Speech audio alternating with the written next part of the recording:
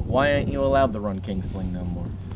Well, it's not that I'm not really allowed to run it. I can do what I want to do, but there is a family dynasty that I started over 32 years ago, and it threatens the market of gravedigger, for one.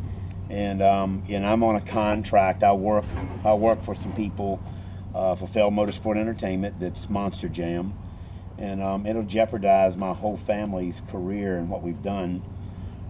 Just because, you got to look at it like this. If you got somebody working for you and you're paying them to cut your grass, you sure don't want them in your neighbor's next door cutting their grass. So that's plain and simple. And Kingsling's not going to go away though. Kingsling's here to stay, and we don't know if it's going to be in the form of a mega truck or in the form of a monster truck.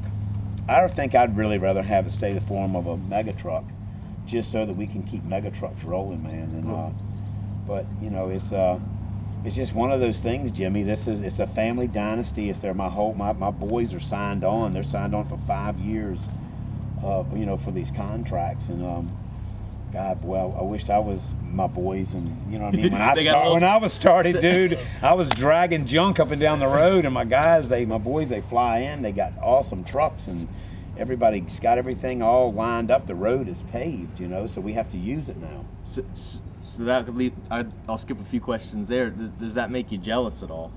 You set this up and you worked so hard to get where you are, and I would do the same thing, give your kid everything you can, but in a way, does that make you sort of like? No, I'm a little envy sometime, but I'm not, man, because it's like, and you'll see, you've got a family, and you still got a growing family right now, and you'll see, man. It's like, there was a part in my life that I kind of separated, man. It's like, I was, my dedication was my truck, and there was a lot of times that, and it's bad to say, but it was like my truck was first, and my family knew that as I was growing up through monster trucking, and so there was a part in my life that I split this road, and I choose to go as hard as I could, and I was from coast to coast, and I didn't think that my boys would follow my career. They were like, Dad left us home with Mom and was gone with his truck all the time, but as times went on,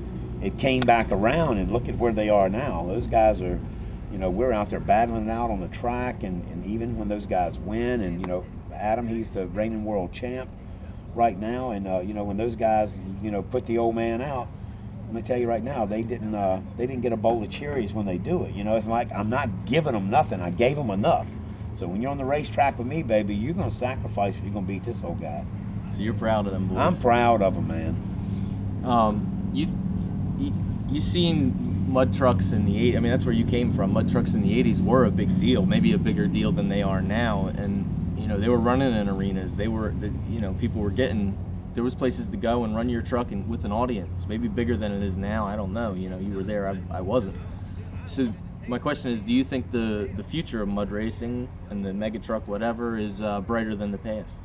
Yes, and the reason it is just because of following monster trucks and seeing where we came with them. We were fill act, we were entertainment.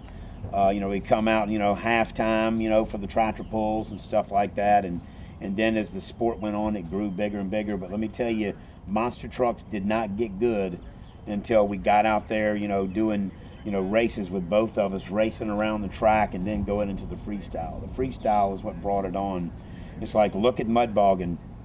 All of us old mud hounds, we love the old typical mud bog. They go in the pit 100 foot and you pull them out and you pull them out and you pull them out. Our audience, mom, dad, and the kids on the other side of the fence, I call them concrete crews and city slickers, they don't like that. They want to see jumping, flying, crashing, flipping, rolling, burning, all of the good stuff, the stuff that I want to see. That's how mega trucks are going to live. I'm telling you, stuff that you're doing, we have to have. You can have 30 trucks out there, and all you need is 5 guys to sacrifice, and it makes a good show. I couldn't agree more. And when you were building Kingsling, you put it together, it almost seemed like, I was keeping up with it, and it seemed like you expected to go out and compete with everybody that's out there. And of course you built the most expensive, baddest rig you could, twice the power of a monster truck and half the weight. there ain't nobody to compete with. So were you disappointed? No, not really, because I was doing that for a reason. I was the guy raising the bar. I was raising the bar, man. I'm tell you, and you go down south and get with those Florida boys, they're tough. They already had mega trucks going, but they were slow motion, and all I wanted to do was step it up. And so, when somebody came to the track, they didn't worry about beating the guy they were racing all year long. They were worried about they wanted to beat Dennis Anderson. They wanted to beat Kingsling just for the bragging right of it. But, my madness behind the whole thing is I just wanted to bring another motorsport entertainment that was really cool. It's redneckish more than monster trucks are, but it was really, really cool. And everybody down south loved it. And I know if people down south love it, we can make the people up north love it too.